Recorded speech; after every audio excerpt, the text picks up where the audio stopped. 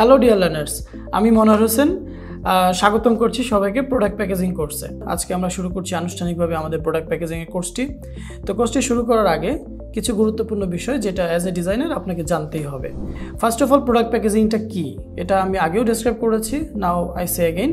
Product packaging হচ্ছে আপনি যখন বাজারে যান, কোনো একটি প্রোডাক্ট, নিত্য প্রয়োজনীয় দ্রব্য হতে পারে, কম্পিউটার অ্যাক্সেসরিজ হতে পারে, সেই প্রোডাক্টটা কেনার পর আপনি একটা বক্সের মধ্যে সেটাকে দেখতে পান। আলটিমেটলি ওই বক্সটাই হচ্ছে প্রোডাক্ট প্যাকেজ, আর ভেতরের প্রোডাক্টটা হচ্ছে প্রোডাক্ট। সাপোজ আপনি একটা কোম্পানিতে জব করেন, ফাইন, আপনাকে এসে আপনার সুপারভাইজার বললো যে নতুন একটা প্রোডাক্ট আসছে, এটার প্যাকেট ডিজাইন করতে হবে, এটার হাইট এমন, উইট এমন। এখন ওই প্রোডাক্টটা আগে থেকে কোনো এক্সাম্পল আপনাদের কোম্পানিতে নেই। এখন আপনি কীভাবে প্রোডাক্টটা ডিজাইন করবেন? এক্ষেত্রে আপনি অনেক কনফিউশনে পড়বেন, এক নম্বর প্রশ্ন। আর সেকেন্ড হচ্ছে, আপনি ধরেন মার্কেট প্লেসে কাজ করতেছেন, 99 হতে পারে, গ্রাফিক রিভার হতে পারে, সেখানে আপনি একটা ইউনিক প্রোডাক্ট প্যাকেজ কীভাবে করবেন? তো এখানে যে বিষয়টা জানতে হবে, যদি আপনার সুপারভাইজারের কাজটা হয়, সলিউশনটা হচ্ছে এরকম।